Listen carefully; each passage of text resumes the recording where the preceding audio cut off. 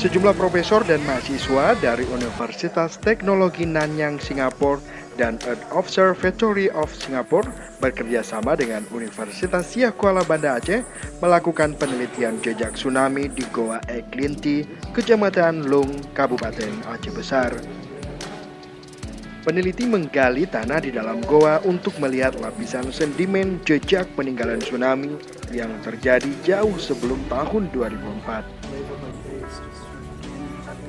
Selain melakukan penggalian lubang untuk melihat kondisi lapisan tanah jejak tsunami, peneliti juga menggunakan peralatan Ground Penetrating Radar atau GPR untuk pemetaan sampel lokasi penggalian lubang yang terdeteksi terjadi tsunami.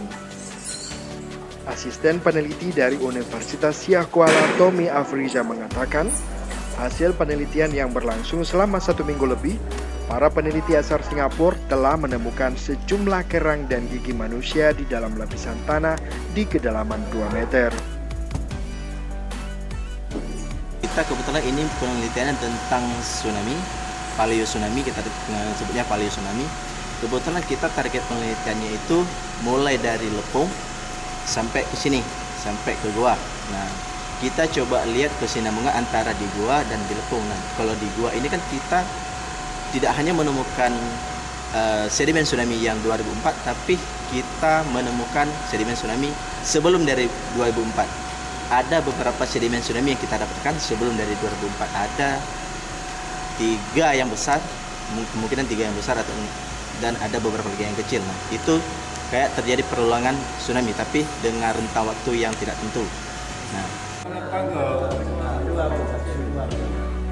dari temuan tersebut selanjutnya dapat diketahui umur lapisan sedimen tersebut. Sebelumnya di Goa Eklinti, peneliti dari Unsia telah menemukan 3 sedimen besar jejak tsunami yang pernah terjadi sebelum tahun 2004 dan tsunami yang terjadi sekitar 7.500 tahun silam.